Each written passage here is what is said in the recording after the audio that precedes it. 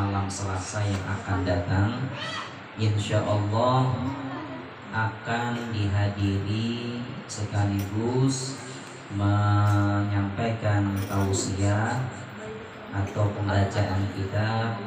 Insya Allah guru kami, guru kita Al-Habib Zainal Abidin bin Al-Habib Muhsin Al-Hindwan. Waktunya kaya biasa, habis maghrib sama-sama kita membaca maulid, kemudian kita tarusakan sampai isya, lalu langsung membaca kitab. Jadi insya Allah yang akan menyampaikan tausiah atau pembacaan kitab Al-Habib Zainal Abidin bin Al-Habib Muhsin Al-Hindwan. Jadi untuk jamaah, baik bapak-bapak, ibu-ibu, saudara-saudara, saudari-saudari yang hadir di majelis ini khususnya, dan juga penyampaian di dalam undangan lewat pengeras suara ini, kami mengundang berataan untuk bisa menghadiri menimba ilmu dari Al-Habib Zainal Abidin bin Al-Habib Muhsin Al-Hindwan dari Jawa Timur. Beliau lulusan daripada Kota Tarim Hadramut, murid daripada Al-Habib Umar bin Muhammad bin Hafid. Jadi mari kita bawahi sanak keluarga kita, tetangga kita, siapa aja yang kita hendak bawahi, karena sifatnya umum aja. Jadi sekali lagi ingin menghimbau pian-pian khususnya yang hadir di malam hari ini bisa membawahi keluarga, tetangga, dan orang-orang yang kita kenal untuk bisa menghadiri majelis taklim yang akan diisi atau disampaikan dalam tausiahnya oleh Habib Zainal Abidin bin Habib Muhsin Al-Hindwan Selasa atau malam Selasa yang akan datang. Jadi malam Selasa yang akan datang, waktunya sebagaimana biasa habis maghrib sampai isya. Diawali pembacaan maulid dan juga pembacaan kitab. Bismillahirrahmanirrahim. Al-Habib Abdullah bin Alawi Al-Haddad, beliau mengatakan di dalam kitab beliau Risalatul Mu'awanah, ujar sidin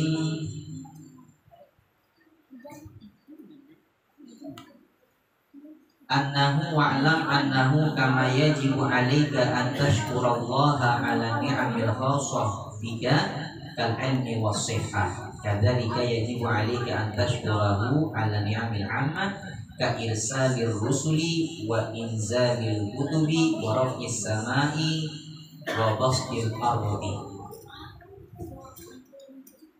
Ketahuilah sebagaimana wajib bagimu bersyukur kepada Allah atas nikmat yang khusus. Jadi nikmatnya khusus ini jadi seperti Allah berikan kita ilmu, itu namanya nikmat khusus.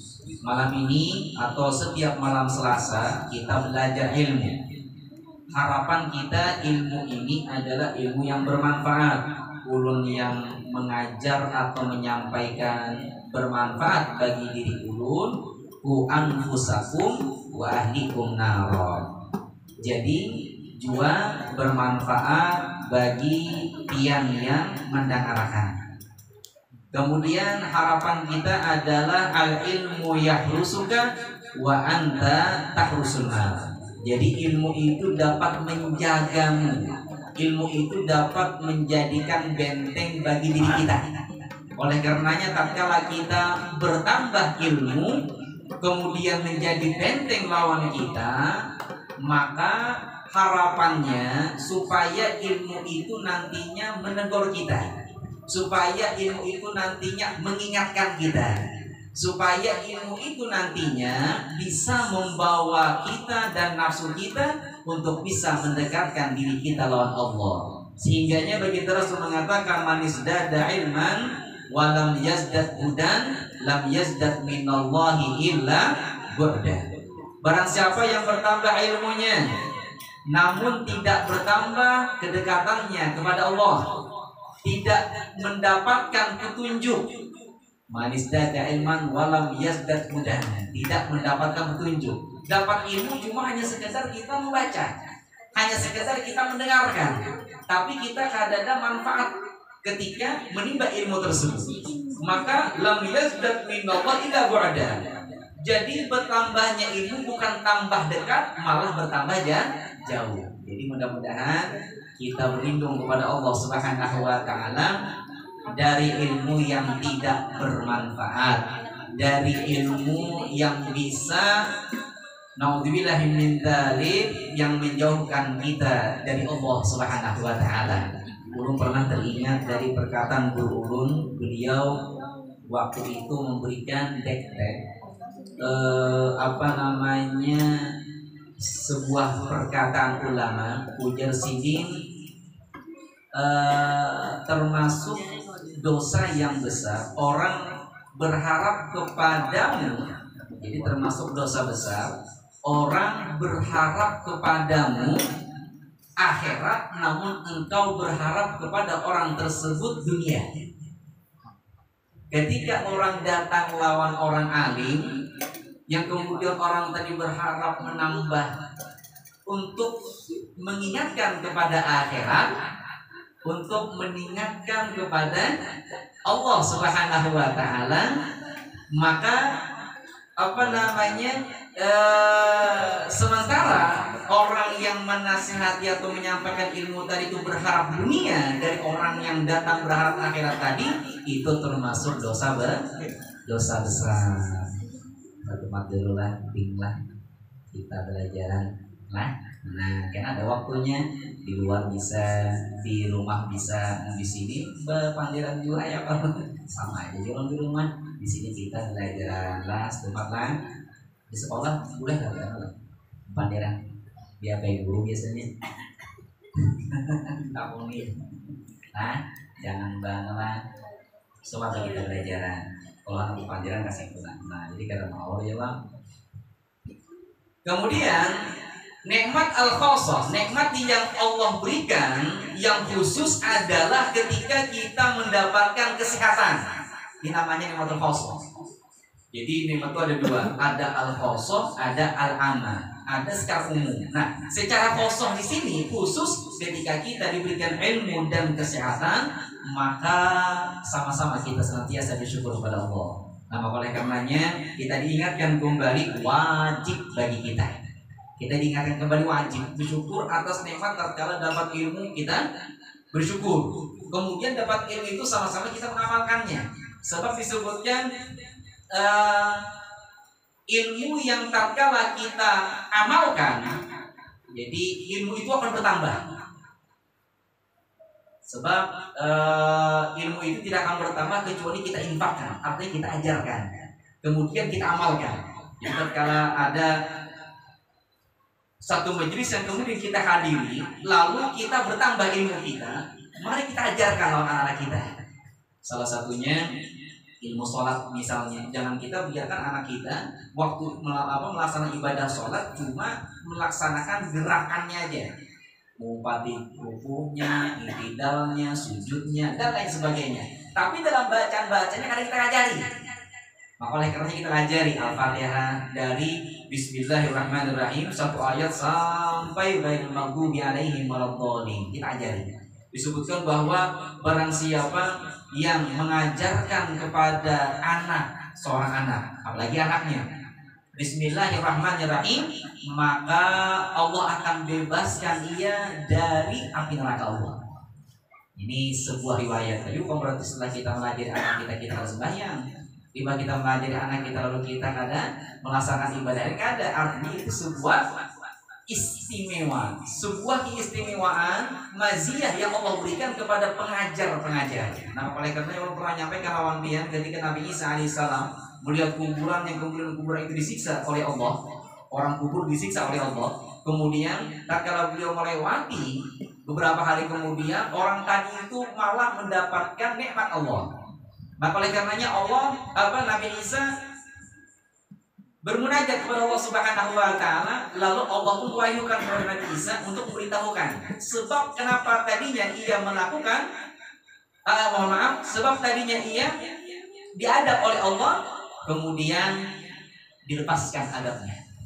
Jadi ujar Allah, ia tidak pernah melakukan ibadah sekalipun, bahkan melakukan maksiat, maka pantas bagi orang ini mendapatkan siksa. Namun kenapa jadi ia itu kada disiksa lagi? Karena di alam kubur ini ada adab kubur, ada nikmat kubur. Bisa mendapatkan adab kubur kalau orang kafir munafik dari ia meninggal dunia sampai hari kebangkitan, kemudian lanjut lagi sampai hari kiamat, kekal terus senantiasa disiksa oleh Allah Subhanahu wa taala. Namun orang mukmin, mukminah, muslim dan muslimah, ketika ia berada di alam kubur, kalau seandainya ia termasuk orang yang melakukan pembangkangan, melakukan kemaksiatan kepada Allah Subhanahu wa taala, lalu misalnya orang tadi itu diadab oleh Allah dalam kuburnya, tetapi berkat orang yang hidup, berkat ada anaknya misalnya yang soleh, yang senantiasa mendoakan abahnya tadi itu, bisa jadi abah yang tadi disiksa, orang tua yang tadi disiksa mendapatkan nikmat Allah, dihindarkan dari siksa kubur. Bisa jadi karena orang muslim dan muslimah. Kemudian Allah katakan ketika ia meninggal dunia, rupanya meninggalkan istri yang dalam keadaan hamil. Lalu istrinya tadi itu setelah melahirkan anaknya yang sudah pantas untuk disekolahkan, ya kita sekolah TK. Lalu tatkala ia sekolah diajarkan pertama kali adalah bacaan Bismillahirrahmanirrahim. Maka tatkala anaknya membaca Bismillahirrahmanirrahim, disitulah Allah cabut siksanya. Allah bebaskan ia dari siksanya. Berkat siapa? Anak yang tadinya membaca Bismillahirrahmanirrahim. Makanya kata Rasulullah, seorang mayit itu senantiasa akan mendapatkan manfaat. Di antaranya adalah wawaladin soleh yad'ulah, anak yang soleh yang senantiasa mendoakan kedua orang tuanya. Nah, oleh karenanya itu disebut dengan nikmatul ilmi, nikmatul khosoh yang Allah berikan lawan kita. Di antaranya ilmu, bertambah ilmu, kemudian bertambah sehat. Ilmu tentunya ilmu agama. Kemudian apabila kita memberikan ilmu yang ada kaitannya lawan agama, tapi kita berikan pengetahuan atau ilmu umum, tapi ilmu itu bisa bermanfaat baginya, ini juga ilmu. Seperti apa? Matematika misalnya, ada namanya, tapi bisa jadi kita menghitung masalah zakat, menghitung masalah faraid, meninggal orang tua, ahli waris harus dihitung. Nah ini kan perlu hitungan. Apa misalnya bisa baca tulis. Nah ini namanya manfaat.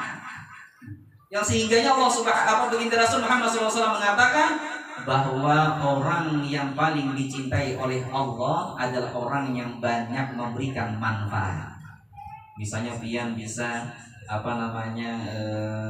bagaimana caranya menanam padi, bagaimana caranya menanam tanaman, pian ajarkan orang bermanfaat. Orang tadi itu berarti pian akan mendapatkan senantiasa kemanfaatan.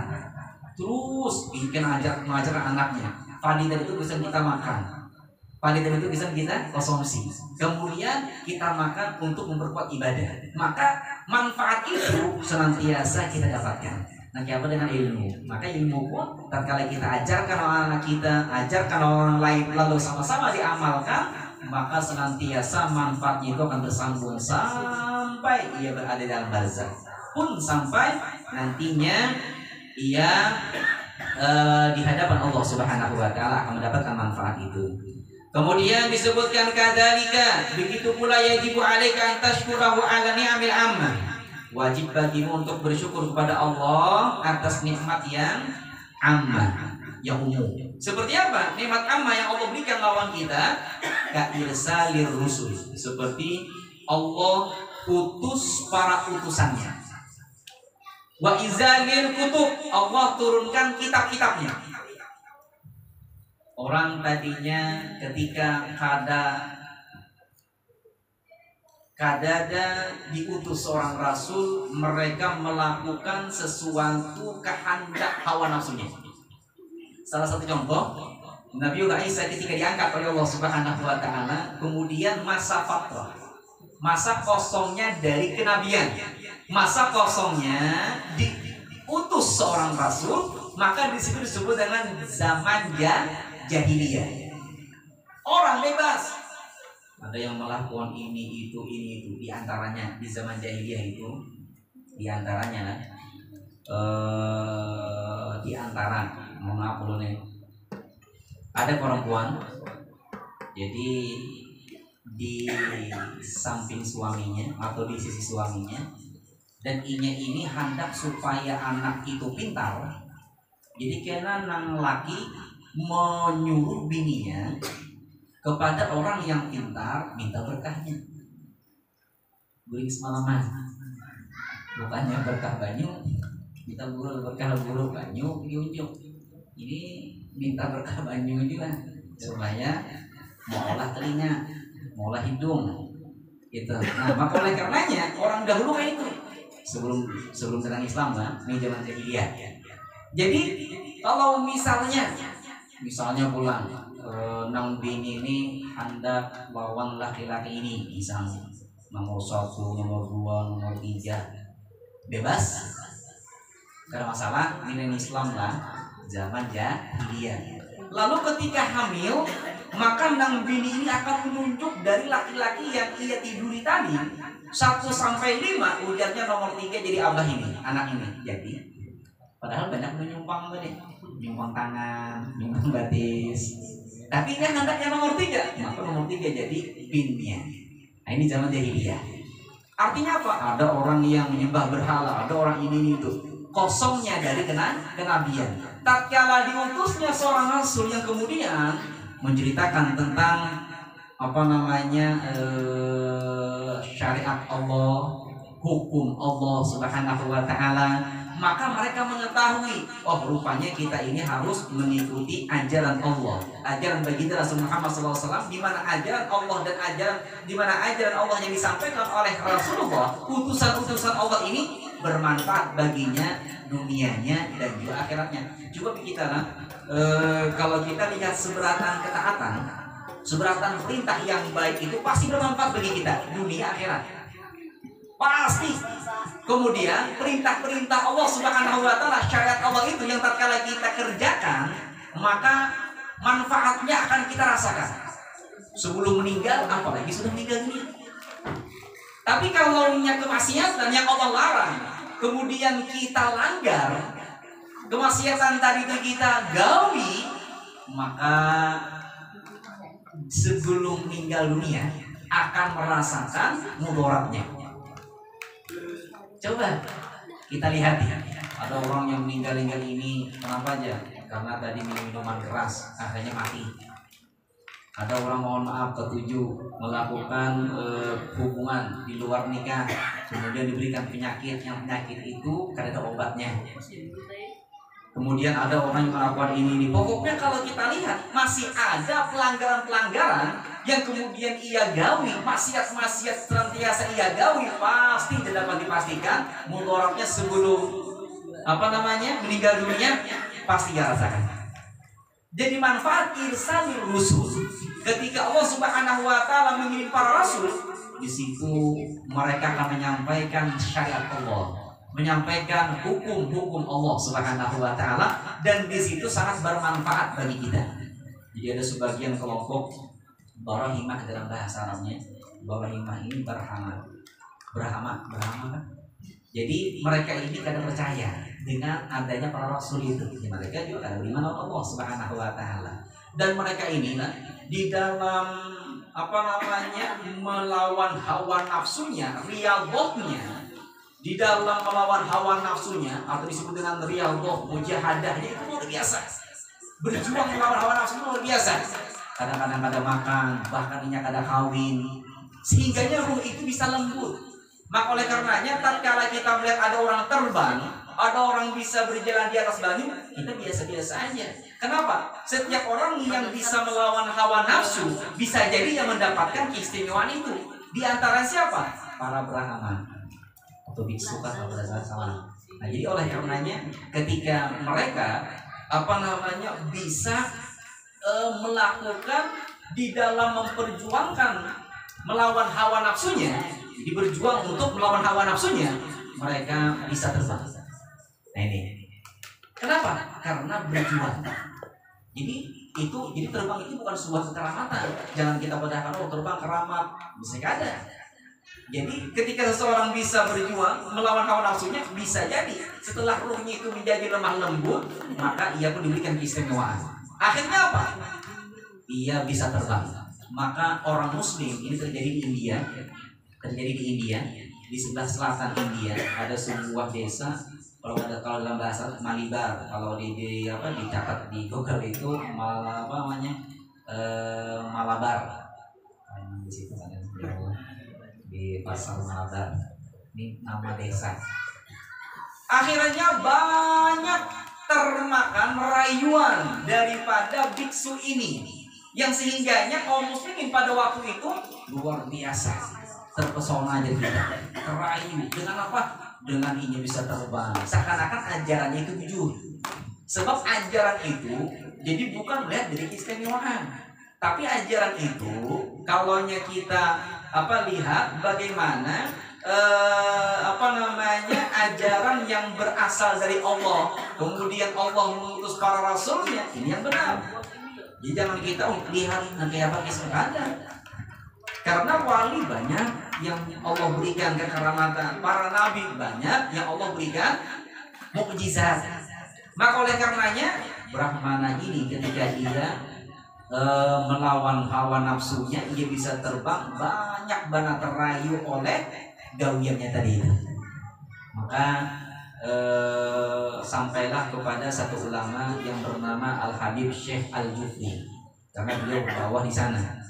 Akhirnya sampai lawan sidin, beliau minta kumpulakan di sebuah tempat, yang kemudian tempat itu jadi dihadiri orang-orang pembesar orang yang ada di kota itu, misalnya dari pemerintah, pejabat, atau ketua-ketua kampung dan lain sebagainya, menyaksikan kalau misalnya dari kita tuh ada tandingnya. Jadi kalau misalnya bertanding, kalau misalnya menang, kalau pada kayak tinju jadi memperlihatkan kekuatan dari satu dengan yang lainnya, kelebihan dari satu dengan yang lainnya. Akhirnya setelah berkumpul, ujar Brahmana ini, ujar satu Habib ini, siapa yang dulu menampakkan, menunjukkan kebolehannya, keahliannya, ikam enggak atau aku kan? Ujar Brahmana, aku dulu. Akhirnya Brahmana ini pun terbang. Wah, orang bangkit beratan, hebat. Limbah santai terbang di atas. Nah Habib ini melepas sandal, 12 sandal sidin, dibaca sidin Bismillahirrahmanirrahim, lempar sidin, terbang sandal tadi itu. Sandal terbang, kada Habibnya kada sandalnya yang terbang. Ini lain di film lah, di kitab. Kalau kita lain nama jangan ada namanya nih, jangan lain di film, lain melihat di kitab seorang walinya Allah Subhanahu Wa Taala. Akhirnya pas waktu di atas di udara, jadi sandal tadi itu memukuli, mencatuki Brahmana tadi, dicatuki, rupanya kalah lawan sandal, gugur, kada bisa terbang lagi. Wah, bang figuran. Nah ini hebat loh, sandal aja sih, belum sidinnya lagi. Nah ini namanya kelebihan. Kelebihan itu bisa jadi diraih oleh siapa aja, tapi kita jangan sampai melihat kelebihan itu dari orangnya, tapi dari kelebihannya. Tapi kita lihat orangnya ini apakah istiqomah di dalam melakukan amalia, apakah ia betul-betul melakukan istiqomah di dalam perintah Allah Subhanahu Wa Taala dan juga menjauhi larangan Allah. Karena disebutkan al-umdah al-istiqomah. Jadi al-umdah itu sandarannya, ingkutannya, pegangannya, ukurannya adalah istiqomah di dalam melaksanakan perintah Allah dan Rasulnya. Nah, oleh karenanya mereka para Brahmana ini kada percaya dengan irsalur rusul, dengan diutusnya para rasul. Nah, oleh karenanya Rasul kemudian menyampaikan syariat itu sangat bermanfaat bagi kita. Maka tatkala kita bersama-sama melaksanakan syariat Allah Subhanahu wa taala, adakah orang kita akan taat asal yang kita lihat adalah syariat Allah. Beda halnya peraturan manusia. Kalaunya peraturan manusia, amun kadada manusianya kita bisa jadi menyimpang. Ini peraturan kayak contoh lampu merah. Ya Allah, kalau lampu merah berhenti. Kalau ada lampu merah, lampu hijau di jalan. Ada polisi lampu merah, ada wani melanggar. Ada polisi, wah, ada polisinya jangan banyak tuh. Karena ada orangnya di peraturan manusia. Tapi kalau peraturan Allah, ada mungkin kita bisa melanggar. Sebab tatkala kita melanggar dan kita mengetahui Allah itu Maha melihat, tidak akan pernah kita bisa melanggar. Sebuah contoh terakhir, ada ketika Sayyidina Umar ini beliau ketika menjabat khalifah. Sini kalau malam berjalan ke gang-gang Madinah, mungkin ada janda yang memerlukan, bukan janda muda lah, janda Tuhan. Kalau karena di riwayat Sayyidina Umar ini beliau itu membantu para janda. Jadi jangan kalian lihat di riwayat itu janda muda, Tuhan kemudian dibantu oleh beliau. Dan kadang beliau sorangan aja.